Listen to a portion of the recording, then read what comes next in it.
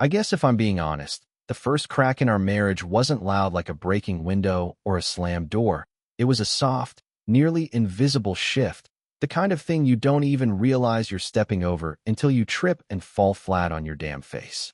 It started on an ordinary Thursday, the kind of Thursday that smelled like coffee burned at the bottom of the pot and sounded like the buzz of my work phone lighting up every 15 minutes. Yet somehow, despite the exhausting sameness of the day, when I pulled into the driveway that night and saw Melissa's car missing, no call, no text, I felt a small, cold knot start to form right under my ribs.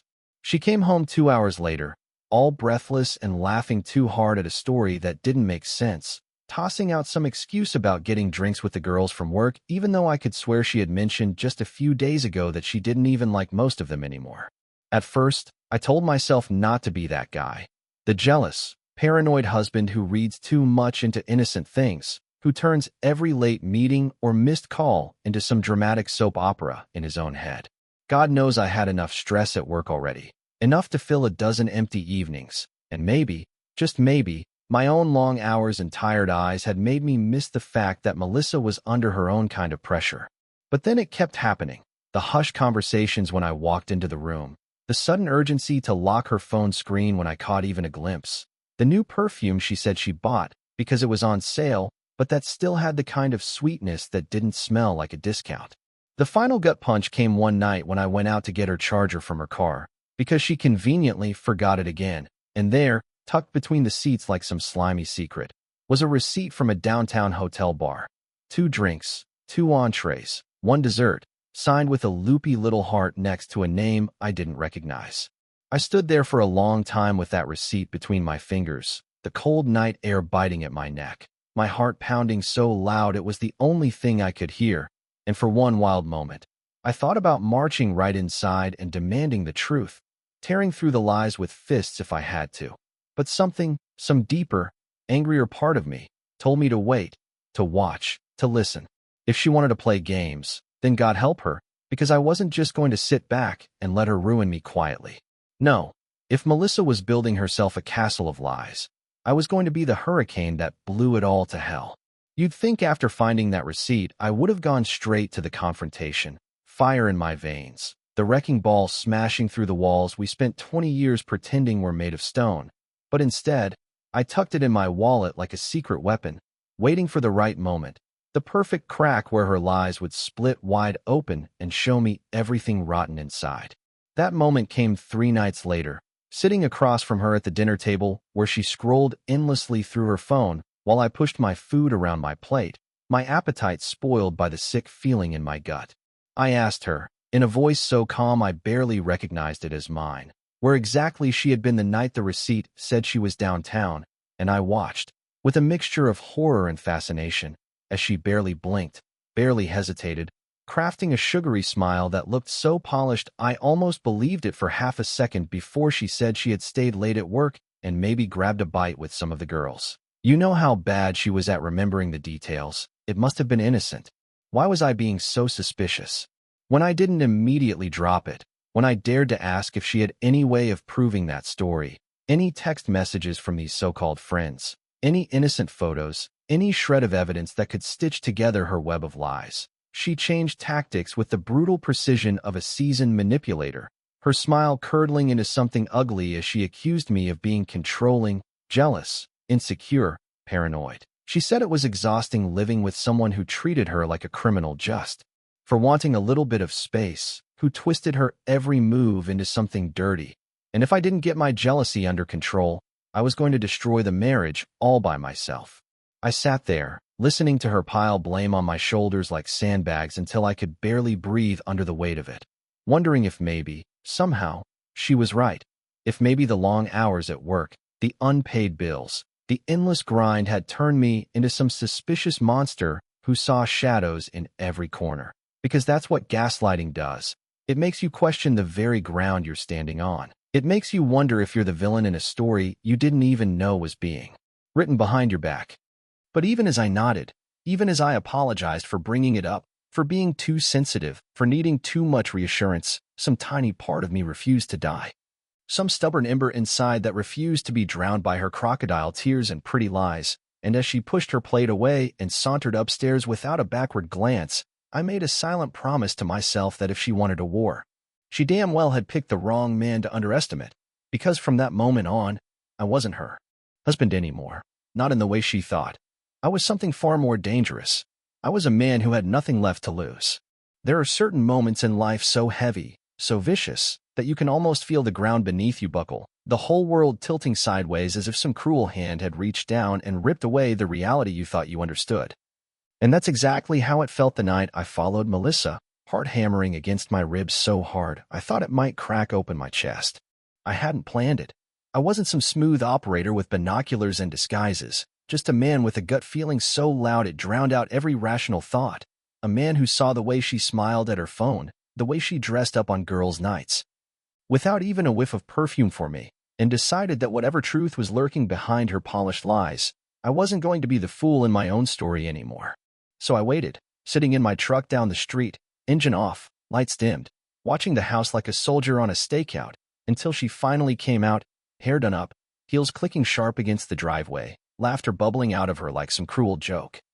And instead of heading downtown like she had claimed, she slipped into the side streets, weaving toward the highway, and my stomach dropped because I already knew where she was going before she even got there.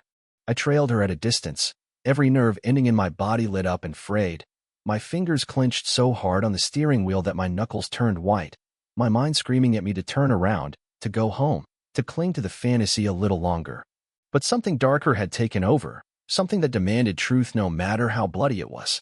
I watched her pull into the parking lot of a cheap but clean hotel just off the interstate, one of those places with peeling paint on the walls and an apologetic neon sign blinking weakly against the night sky, and I sat frozen as she parked, checked her lipstick in the mirror, and practically floated toward the entrance, radiating the kind of giddy excitement she hadn't shown around me in years. But what shattered me, what ripped the breath from my lungs and crushed every last stupid hope I had left, was who stepped out of the lobby to meet her, who wrapped his arms around her waist and kissed her like she was his and had been all along. It was Brad. My business partner, the man who had stood by my side for a decade, the man who toasted me at our wedding, the man who watched my back at work and smiled in my face while he stabbed me clean through the heart. I didn't get out of the truck, didn't scream or fight or demand answers, because in that moment something inside me simply broke.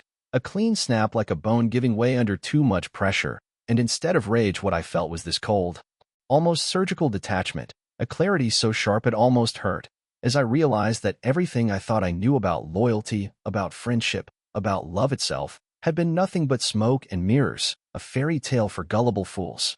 I sat there and watched them disappear into the hotel, their hands tangled together, their bodies pressed close like teenagers sneaking around, and instead of letting it destroy me, I pulled out my phone, snapped a few photos with hands steadier than they should have been, and promised myself one simple, unbreakable truth.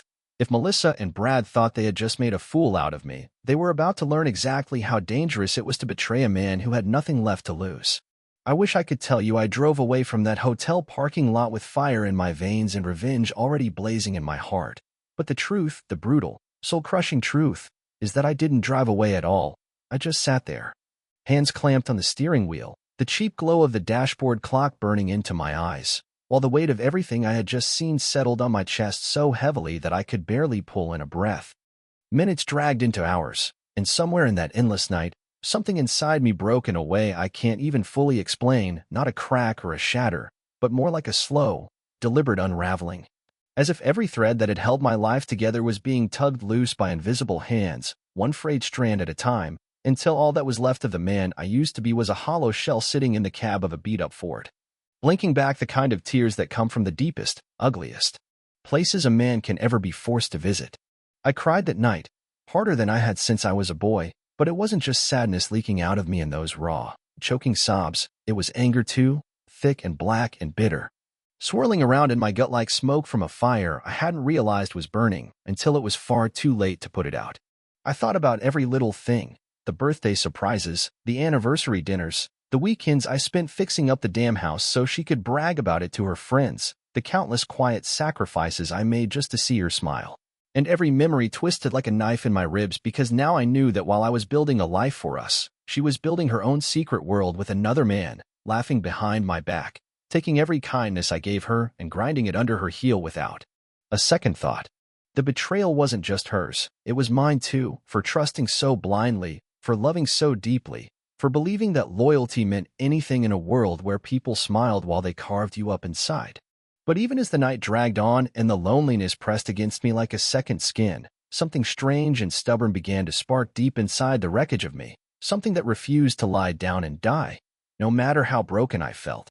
It wasn't the wild rage I thought I would feel, not yet. It was colder than that, more focused, like a blade being sharpened in the dark. Somewhere in the hollowed-out remains of my heart, a new voice began to whisper, a voice that didn't cry, didn't beg, didn't plead for love or mercy, and it told me, with a chilling certainty that cut through the numbness, "You're not going to crumble. You're not going to crawl away. You are going to make them pay." And with that one brutal promise echoing in my head, I finally turned the key in the ignition and drove into the blackness of the early morning, ready to start the long, bloody climb back out of hell. They say the most dangerous man in the room isn't the one shouting, throwing punches, or making wild threats. It's the one sitting quietly, watching, planning, smiling just enough to make you think he's harmless. And after that night, after the crying stopped and the cold, sharp voice in my gut took over, that's exactly who I became.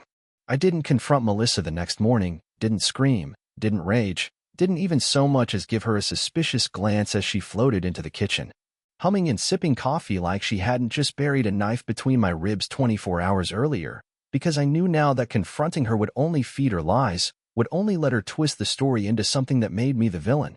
Instead, I kissed her cheek, asked her about her day, and pretended like I was still the same trusting fool she thought she had destroyed, all while inside my mind raced with 1,000 razor-sharp thoughts, each one cutting deeper into the plan I was about to unleash.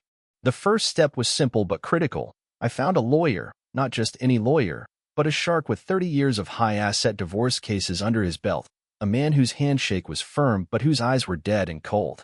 Exactly the kind of bastard I needed to navigate the battlefield ahead. Under his careful advice, I began the slow, meticulous process of safeguarding myself, rerouting half of our joint savings into a separate, secure account under my sole control, quietly transferring titles, signing documents in places she would never think to check, wrapping myself in legal armor while still playing the part of the clueless husband at home. And because trust was no longer an option, I hired a private investigator, a grim, tight-lipped man named Cole who came highly recommended by my lawyer, and tasked him with digging into every dirty corner of Melissa's new life, documenting every meeting, every kiss, every betrayal with the cold, unforgiving lens of his camera. Each morning, I smiled wider. Each evening, I kissed her forehead longer. Each night, I sat alone in the truck, flipping through the growing mountain of evidence Cole sent me like a man studying the enemy's battle plans, feeling the anger inside me forge itself into something harder, sharper, almost beautiful in its simplicity. She thought she had one, thought she had pulled the wool so tightly over my eyes that I would never see her coming.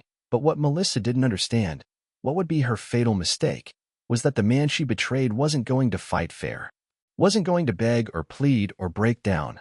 No, I was going to tear down the life she had built lie by lie and salt the earth so thoroughly that nothing would ever grow there again. And best of all, when the storm finally hit, she would never even see it coming.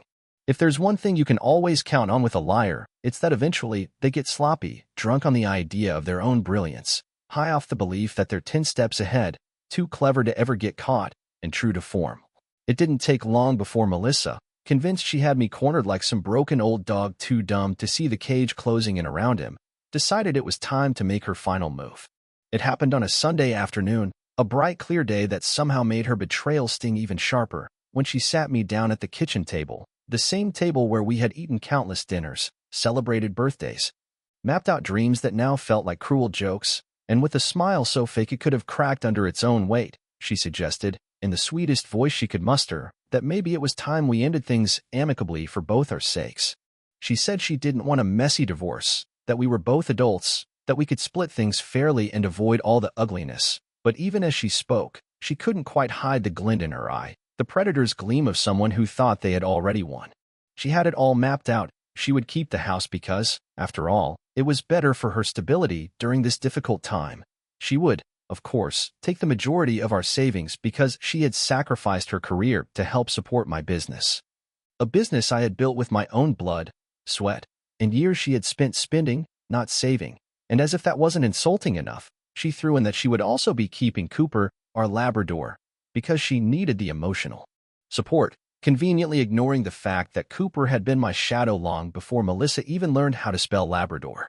I sat there, forcing myself to nod thoughtfully, pretending to weigh her words, pretending to be the broken, beaten man she believed she had reduced me to, but deep inside, the cold fire that had been growing ever since that night in the hotel parking lot burned hotter than ever, and every word that dripped from her lips only fueled it more, only made the trap I had been laying even sweeter in my mind. So I smiled back at her, a slow, measured smile that I made sure reached my eyes just enough to sell the lie, and I told her she was right, that I wanted what was best for both of us, that I agreed completely we should keep it simple and friendly, and that I was sure we could work everything out without dragging each other through the mud.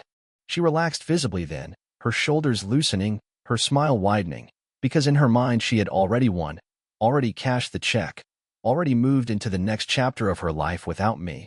But what she didn't realize, what she would only find out when it was far too late to undo the damage, was that the moment she slid that piece of paper across the table, the draft of our so-called agreement, she had already lost everything.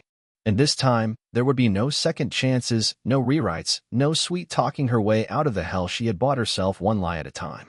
Walking into that courtroom felt like walking into a battlefield where every move had been mapped out months in advance, every weapon sharpened to a razor's edge, while my opponent, my wife, the woman I once would have bled for without question, still thought she was strolling into a garden party where all she had to do was smile pretty and claim what she believed was rightfully hers.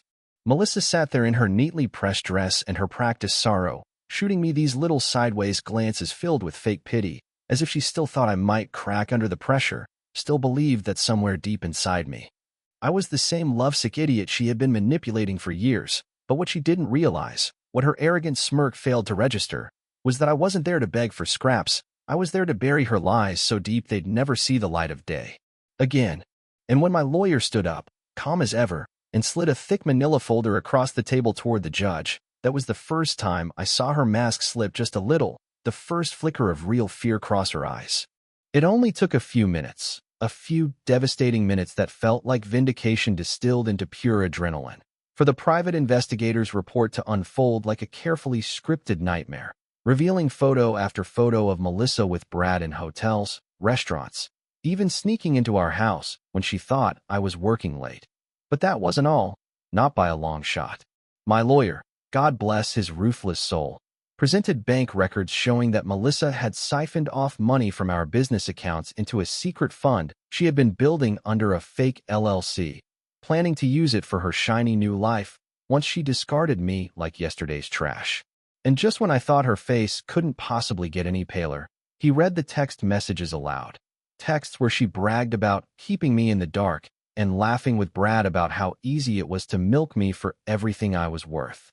Every smug word, every condescending chuckle, laid bare in front of the judge, the bailiff, the court reporter, and worst of all for her, the cold, merciless law that didn't give a damn about her crocodile tears now that the truth was scrawled out in black and white.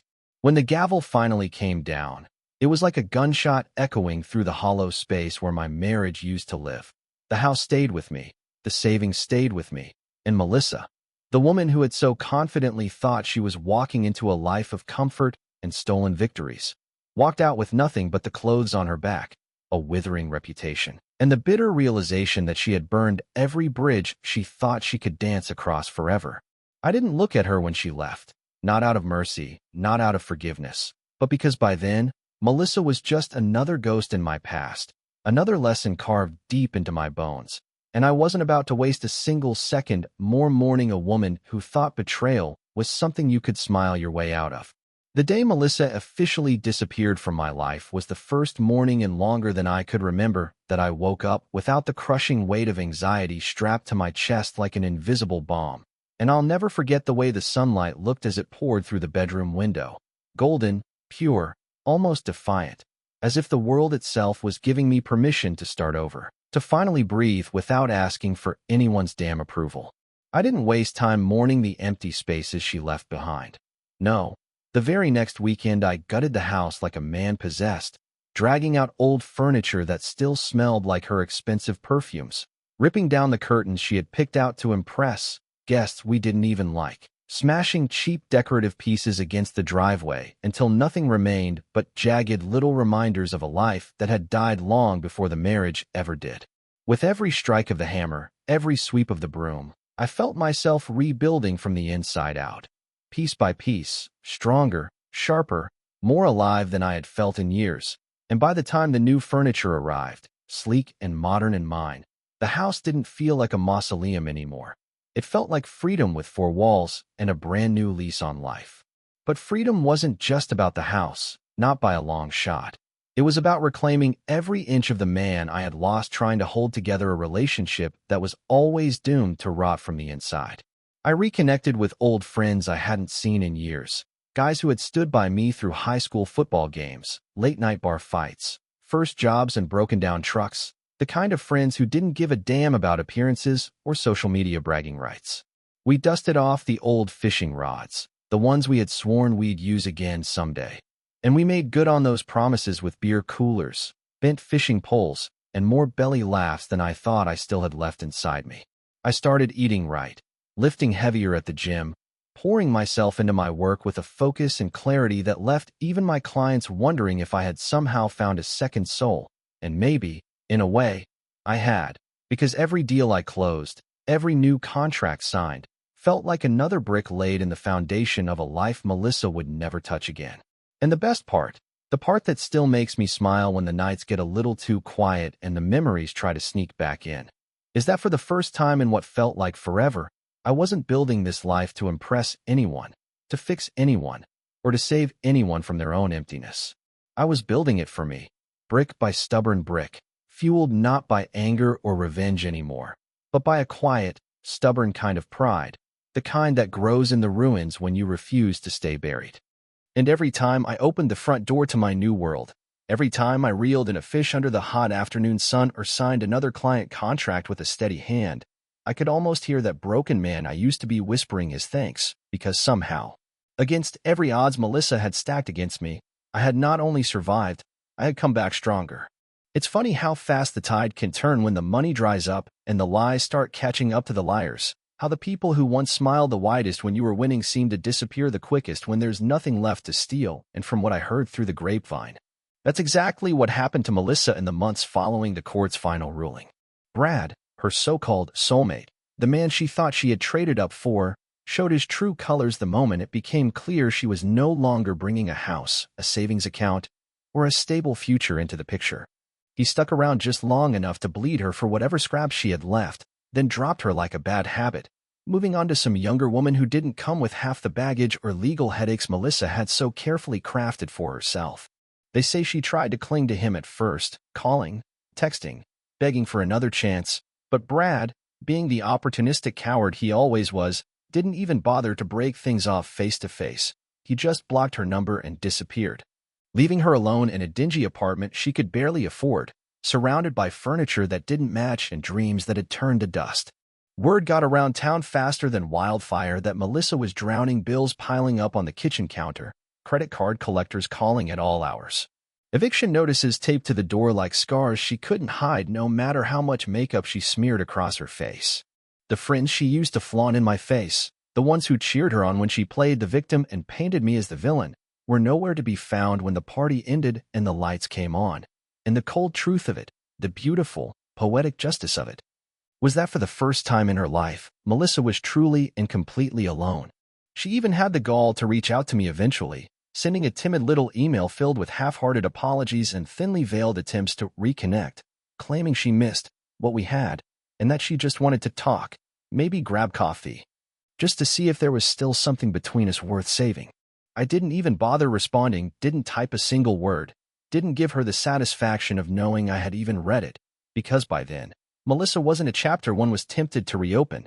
She was a cautionary tale, a reminder of everything I had survived, and the only thing I owed her anymore was my silence. And maybe that's the part that stung her the most, not the court's ruling, not the public humiliation, not even the financial ruin, but the fact that in the end, when she finally realized what she had thrown away, when she reached out into the darkness for the man she had once betrayed so easily, she found nothing but empty air. Because I wasn't standing there waiting with open arms, I was already too far gone, too busy building a life so much bigger, brighter, and stronger than anything she could ever hope to touch again. And in a way, maybe that was the real revenge, not anger, not screaming, not even seeing her fall, but simply walking away and letting her drown in the consequences of her own choices, while I breathed freely on the other side of the storm. It's strange how the deepest kind of peace doesn't come from yelling or screaming or even from watching someone suffer for what they did to you. It comes from standing so far above the wreckage they caused that they can't even reach you anymore. And that's exactly where I found myself a year after Melissa's world came crumbling down around her. Life had moved on in ways even I couldn't have predicted, not just surviving, not just rebuilding, but thriving, genuinely thriving, in ways that made the pain feel like a distant storm I had weathered long ago. I had met someone new, someone who didn't treat love like a weapon or loyalty like a bargaining chip, someone who knew the meaning of honesty without having to be taught or begged for it, and together we started building something real. The kind of life I had once thought was only possible in old country songs and late-night fishing stories. To celebrate the anniversary of my new beginning, I did something I hadn't done in years. I bought myself something big, something I always dreamed of but never thought I deserved, a sleek, beautiful bass boat, sparkling under the sun like a promise kept. The day I picked up the keys, with my new girl, let's call her Emily, by my side, smiling and laughing like the world owed us nothing but blue skies, I realized it was time to close the book on the past once and for all. So, standing proud next to that boat, arm around Emily, the lake glittering behind us like the universe was winking in approval, I took a picture, nothing flashy, no designer clothes, no rented smiles, just pure, quiet happiness captured in a single frame. And when I posted it online, I kept the caption simple, no anger, no cheap shots, just a truth that cut sharper than any knife. Best year of my life. Here's to real loyalty. Within minutes, the photo exploded with likes and comments from friends and family who had seen me drag through hell and come out the other side not just breathing, but standing tall, stronger than I had ever been before.